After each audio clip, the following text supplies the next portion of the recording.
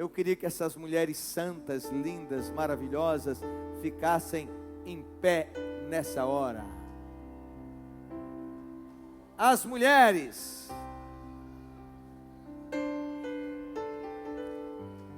E eu queria que, olha, o número você sabe que dá 3 vezes mais a quantidade de homens. E eu queria que esses homens fizessem um esforço enorme para que a gente, ao aplaudir, elas conseguissem ouvir o nosso aplauso. Vamos lá? 1, 2, 3.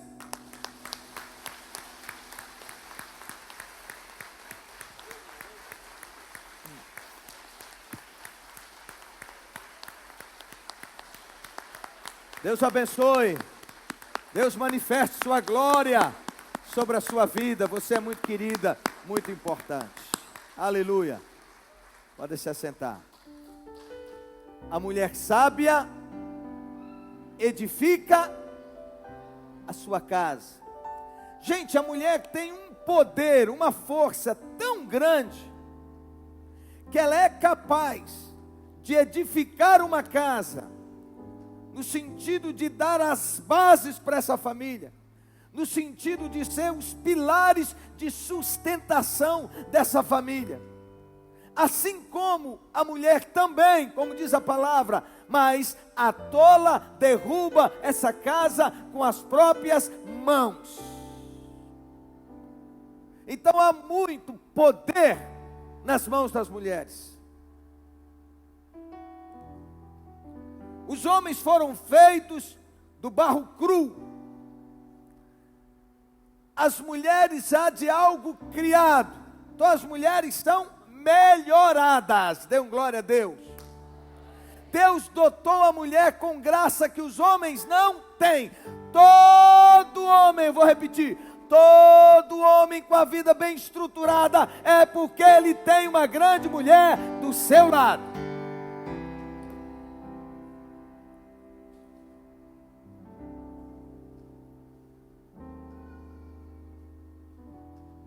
A minha vida, depois da vida de Simone, fez assim, ó. Como ela foi e continua sendo importante na minha vida.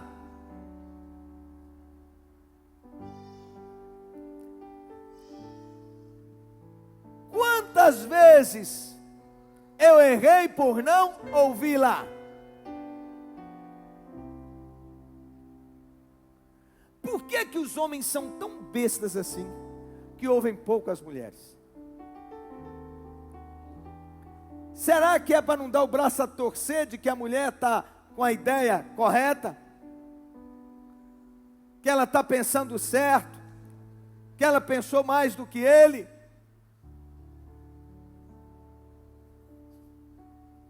Volto a dizer, a mulher tem um poder muito grande de influência. Ou a casa se mantém em pé, ou a casa cai, por causa da mulher. A mulher sábia, diga, edifica a casa. Mas a tola, destrói ou derruba com as próprias mãos. Enganosa é a graça. Mas a mulher que teme ao Senhor, esta será louvada, esta será honrada. Glória a Deus. Quando um homem se casa, ele entra na veia da prosperidade. Guarde isso. Bem, se eu estou dizendo que a mulher tem esse poder transformador, influenciador, abençoador, também é verdade que a mulher também tem o poder de manipular, de controlar, de matar, de destruir, de acabar com a família. Tem o poder de jogar tudo para o alto. Se ela é gastadeira, você está ferrado. Se ela é sensual, sua situação é difícil. Mas se ela é honrada, e ainda que o cara não seja grande coisa, ela segura a peteca, ela segura a casa. Os homens, por muito pouco, eles largam tudo, abandonam tudo, e as mulheres permanecem firmes. Então eu não quero falar do lado negativo, de que uma mulher pode fazer. Eu quero falar dos aspectos positivos, e quero ilustrar com exemplos de grandes mulheres na história da igreja e na Bíblia, que fizeram toda a diferença na vida dos homens, toda a diferença na sociedade. O Dia Internacional da Mulher é uma homenagem a um grupo de trabalhadoras nova-iorquinas, que no dia 8 de março de 1857, organizaram a primeira greve da história, que foi conduzida unicamente por mulheres, que lutavam contra a diminuição da jornada de trabalho de 16 para 10 horas por dia. Era um crime. Elas trabalhavam na fábrica 16 horas por dia. Como, além disso, elas queriam direito à licença maternidade. Contudo, elas foram reprimidas pela força policial. E para se proteger, muitas delas entraram, se refugiaram dentro da fábrica. Os portões, porém, foram fechados e o patrão ou os patrões mandaram que tocassem fogo. E a polícia ateou fogo no prédio, por determinação dos patrões, causando a morte de 129 mulheres carbonizadas ou por asfixia. Em 1908, aproximadamente, 14 mil mulheres marcharam pelas ruas de Nova York, exigindo os mesmos direitos que as operárias reivindicaram em 1857 e também o direito ao voto. Caminharam com o slogan "Pão e Rosas", o pão simbolizando a estabilidade financeira e as rosas uma melhor qualidade de vida. Na Conferência Internacional das Mulheres, realizada em 1910 na Dinamarca, foi proposto que o dia 8 de março fosse consagrado como Dia Internacional da Mulher, o que só se tornou realidade em 1975, com a confirmação da ONU, Organização das Nações Unidas. O Dia Internacional da Mulher é certamente uma justa homenagem à mulher que durante anos foi e continua sendo vítima de preconceito, humilhação, e que Cristo deu a sua vida em sacrifício na cruz, não apenas pelo homem, mas também pela mulher. Logo devemos amar, respeitar, cuidar, para que sejam tratadas com dignidade. O próprio Cristo as tratou assim. Mulheres que impactaram gerações. E essa aqui, Susanna Wesley, eu tenho até um livro sobre a vida dela, a biografia dela. Dizem que se John Wesley foi o pai do metodismo, sua mãe, Susanna Wesley, foi a mãe do metodismo. Ela é apontada como a maior influência religiosa da vida do filho, condutor de uma grande obra de avivamento na Inglaterra no século XVIII. Ela é filha de uma família de puritanos ingleses, um movimento de crentes que prezavam pela santidade. Eram chamados de os puritanos. Ela aceitou ir para a igreja anglicana com seu marido Samuel Wesley, e ele exercia o ministério de pastor na pequena paróquia na Inglaterra. Para Susanna, a maternidade incluía a responsabilidade de educar e formar homens e mulheres de Deus. Ela foi responsável pela alfabetização e evangelização dos seus 19 filhos. Conta o escritor ou o autor da biografia de John Wesley, com o título Sua Vida e Obra, Wesley, Sua Vida e Obra, que certa vez Samuel Wesley, esposo de Susanna, lhe disse: acho admirável sua paciência, porque você repetiu a mesma coisa nos ouvidos dessa criança nada menos do que 20 vezes. 20 vezes repetindo o mesmo princípio. E ele diz: eu acho admirável a sua paciência e persistência em repetir esses mesmos princípios o tempo todo no ouvido desse menino. Ela respondeu: teria perdido o meu tempo se tivesse repetido somente 19 vezes, pois foi só na 20ª vez que eu cumpri meu objetivo. Ele de fato aprendeu o princípio.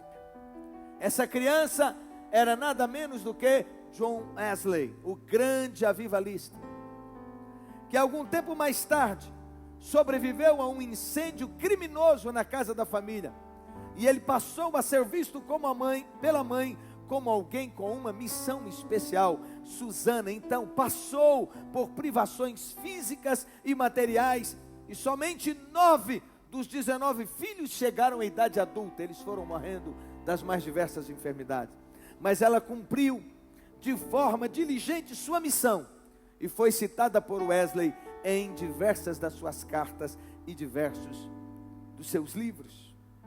Uma outra mulher, Sarah Poult Kelly, de 1825 a 1907, ela casou-se com Robert Calley, um médico que tratou seu irmão de tuberculose.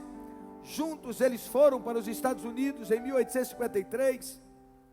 Então, e logo depois, em 1855, Sarah acompanhou o marido, Robert Calley, quando eles vieram para o Brasil. Então, a primeira igreja organizada no Brasil, em 1855, foi pela família Calley, ou Kelly, Robert Calley e Sarah Calley. Eles chegaram no Rio de Janeiro e organizaram a Igreja Evangélica Fluminense, a primeira igreja do país, da denominação congregacional.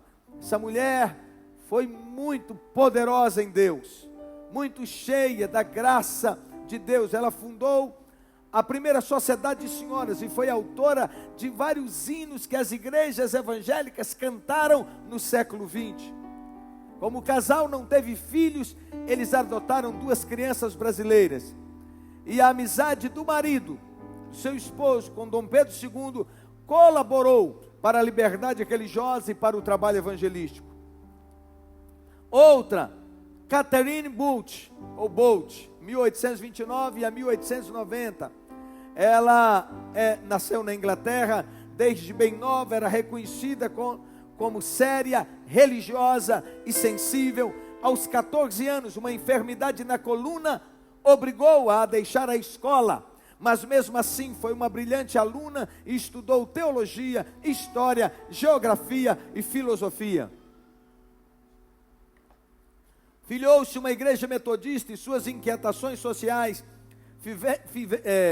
fizeram com que ela começasse um ministério com meninos e adolescentes da classe operária em 1847, e entre tantas coisas ensinadas, um alvo que ela levava os meninos, uma decisão que ela levava esses meninos a terem, era um voto de abstinência total da bebida, e fazia também propaganda contra as bebidas alcoólicas. Por esse tempo, ela se tornou também ativista do Temperance Movement, um movimento de temperança, de equilíbrio, escrevendo cartas sobre este problema a numerosos jornais ingleses. Ela conheceu William Bolt em 1852, uma pregação em sua igreja, e se casou 3 anos depois com ele. Juntos eles começaram a dar assistência aos pobres da cidade. Eles saíram pelas ruas, convidando a todos para os seus cultos em tendas armadas nas ruas. Muitas vezes chegava em casa molhado de bebida e de ovos podres que eram jogados nele durante as cruzadas. Quase todos os seus 8 filhos trabalhavam com eles na missão, e em pouco tempo eles foram para os Estados Unidos para estabelecer o mesmo trabalho, o que é conhecido mundialmente como Exército da Salvação. Foi organizado, pensado, sonhado por eles, e hoje atende a 94 países. Verdadeiramente um grande final para uma mulher doente, com educação caseira e 8 filhos para cuidar. Aimee McPherson, se eu estou lendo direito, né? A fundadora da Igreja do Evangelho Quadrangular, nasceu no Canadá, mas foi em viagens missionárias pelo mundo que Aimee realizou curas e milagres e ficou conhecida pois usava métodos de evangelismo para a época, especialmente o rádio.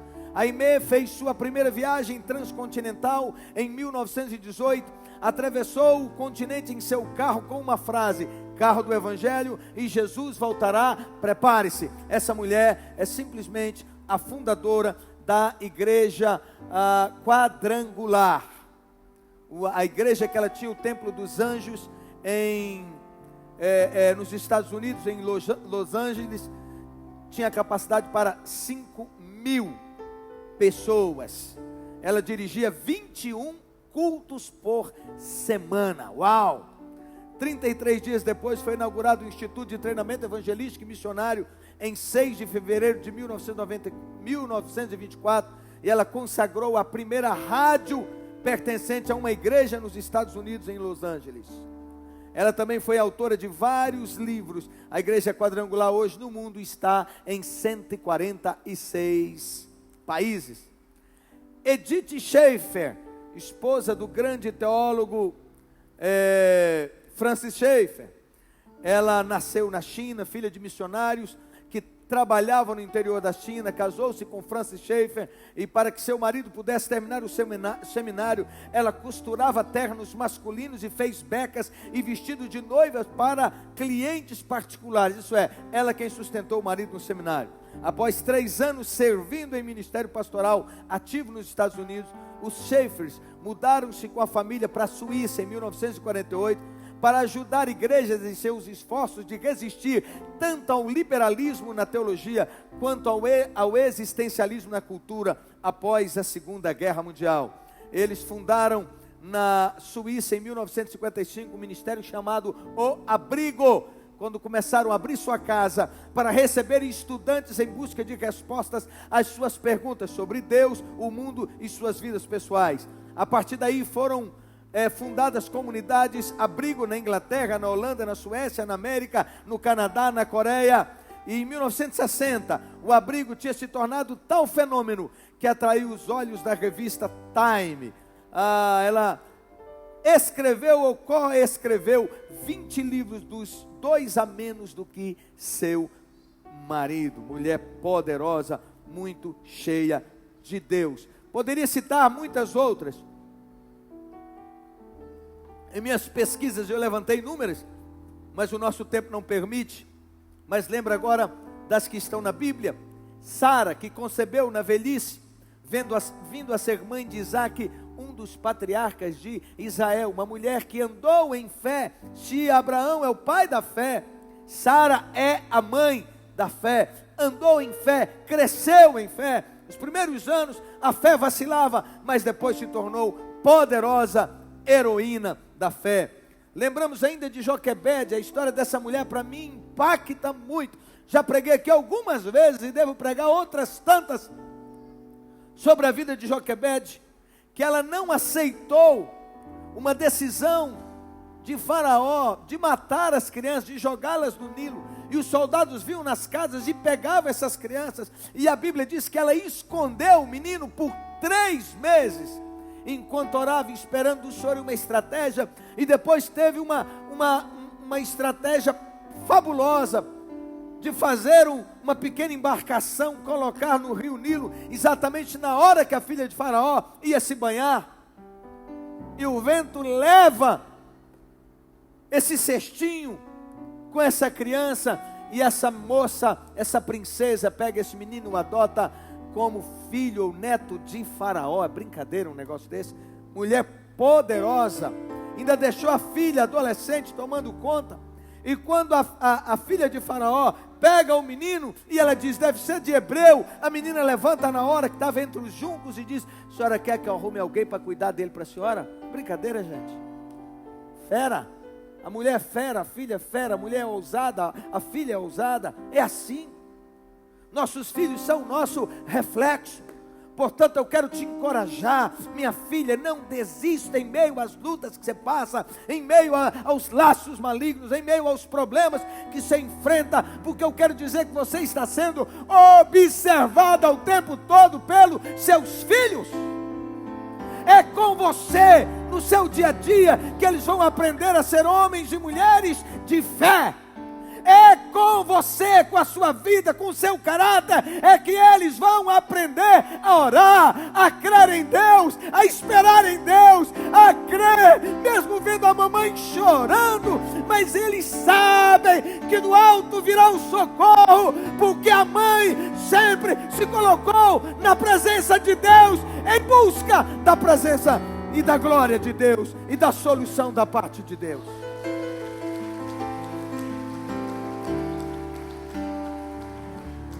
Pare de dizer que você não tem ministério de mãe, você tem. Então para que pariu? Você pode ser tudo que você quiser nessa vida, desde que você não abra mão do ministério de cuidar dos seus filhos. Sua mãe não vai conseguir cuidar dos seus filhos como deve. Por quê? Porque vovô e vovó é parceiro de menino. Faz todas as vontades.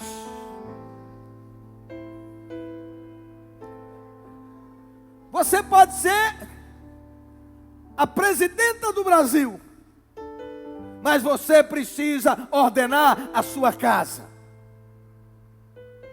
Você tem que saber quem frequenta a sua casa, quem são os amigos dos seus filhos, com quem eles falam, com quem eles se comunicam, eles teclam, o que é que eles acessam.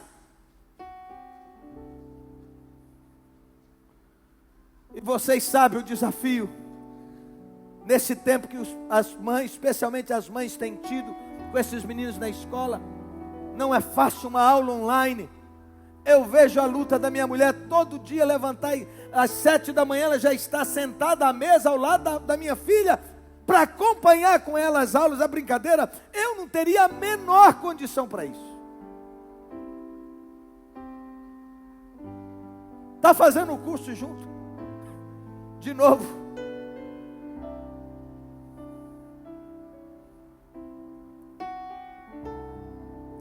Esther, sabedoria e obediência, que se tornou rainha no reinado de Assuero, sendo instrumento nas mãos de Deus na preservação do seu povo. Muitas outras mulheres tiveram seus nomes registrados na história. Maria foi indubitavelmente a mais importante, uma jovem virgem conhecida por Deus na encarnação de Jesus Cristo.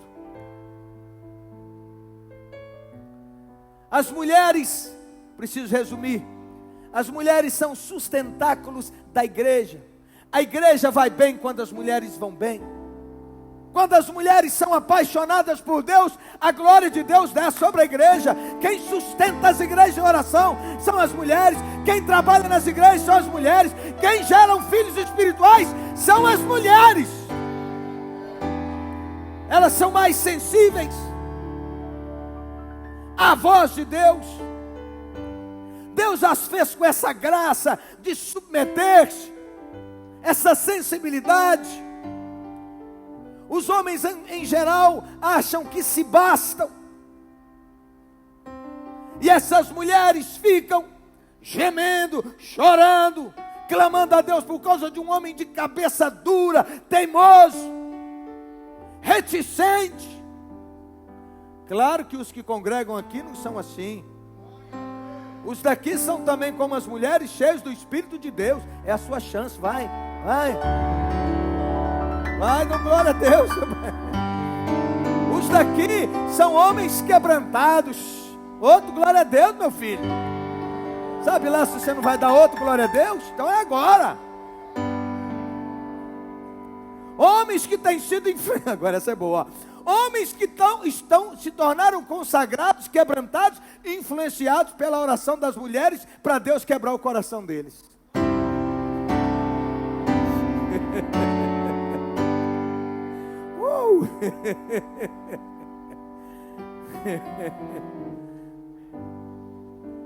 Também agora eu vou dar uma apertadinha. Mulher, deixa eu te falar uma coisa, na boa, minha filha.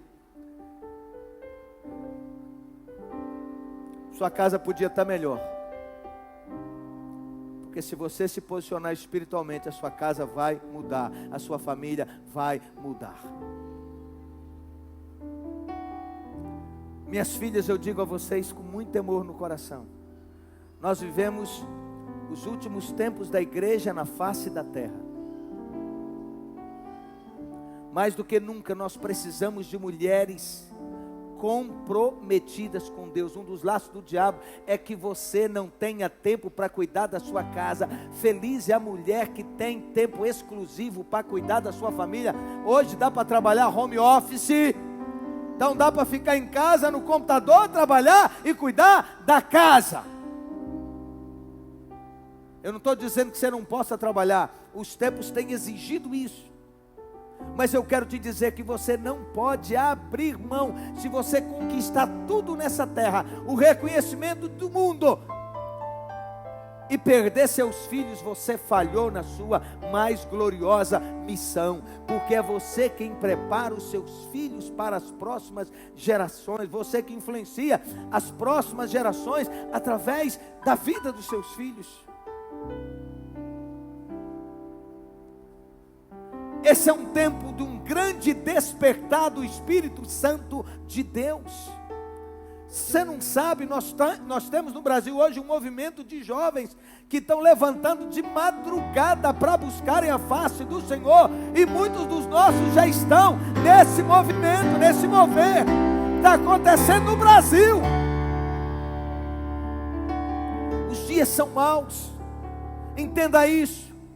Há todo um plano maligno de quebra da economia mundial, para estabelecer-se um governo mundial único, uma moeda mundial única. Isso tudo tem um nome bíblico que é governo do anticristo. E se é chegado esse tempo, também é o tempo da maior colheita de almas que esse mundo já viu. E Deus conta com você.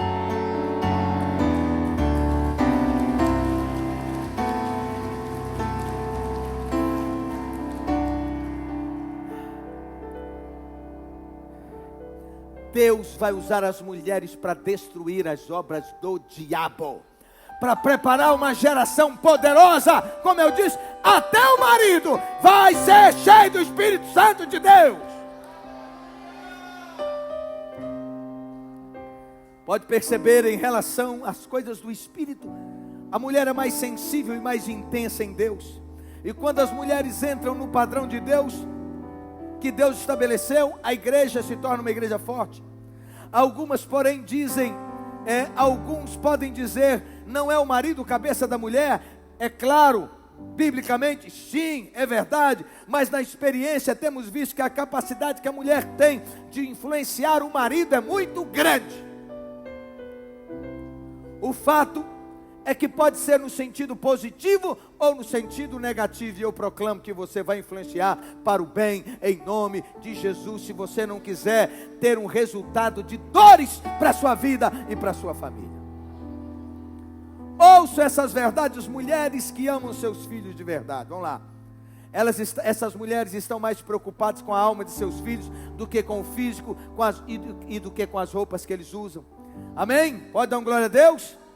Elas estão mais preocupadas com a vida eterna de seus filhos do que com o sucesso deles nessa vida. Amém?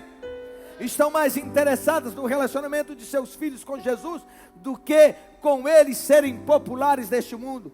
Elas estão mais interessadas em como seus filhos estão diante de Deus do que com o status social dos filhos. Elas estão mais preocupadas com o estado espiritual de seus filhos do que com suas habilidades esportivas, musicais e intelectuais.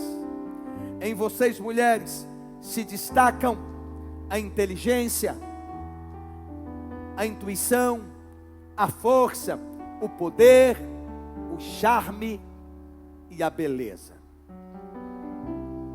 Tem um milagre que acontece na vida de mulher, é subir num salto. Subiu num salto, passou uma maquiagem, deu uma ajeitada, dá uma levantada que é outro nível. Falta palavras para descrever as tarefas no dia a dia. Mulher, mulher mãe, mulher amante, mulher filha, mulher trabalhadora, mulher executiva, mulher na política, mulher diretora do lar, mulher guerreira, mulher professora, mulher avó, mulher maravilha. Louvado seja Deus. Há quem diga que o homem faz tudo isso. Mentira. Homem para fazer ou ser duas coisas ao mesmo tempo, dá game over, ele pira, dá pau, tem chilique, só consegue fazer uma coisa por vez.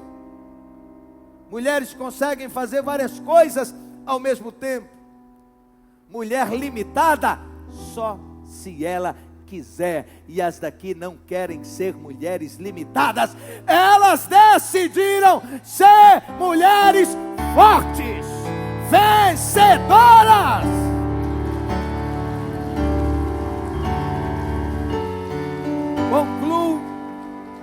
Concluo falando sobre Débora. Brincadeira, hein? Juíza, profetiza e líder de guerra. Mulher de Lapidote. Eu acho tão legal, porque a única coisa que a Bíblia fala sobre Lapidote é isso, que Débora é mulher de Lapidote. Lapidote não é inseguro, porque tem homem que a mulher não pode fazer, que ele fica inseguro. Se ela orar, ele também tem que orar. Se ela der uma palavra, ele também quer o microfone e quer dar uma palavra. Se ela conquistar alguma coisa, ele também, se ele não conquistar, ele trabalha contra. Lapidote era um cara firme, seguro de si. Ele não tinha um chamado para estar à frente, mas ele tinha um chamado para dar estrutura à sua mulher, para dar base à sua mulher, para dar nome à mulher, para poder ser uma base de segurança para o lançamento do ministério de Débora. Louvado seja Deus. Aleluia! Ela convocou, Israel estava debaixo de cativeiro. E essa mulher levantou-se em nome do Senhor e motivou os homens à guerra e os liderou na guerra. E tiveram vitória espetacular.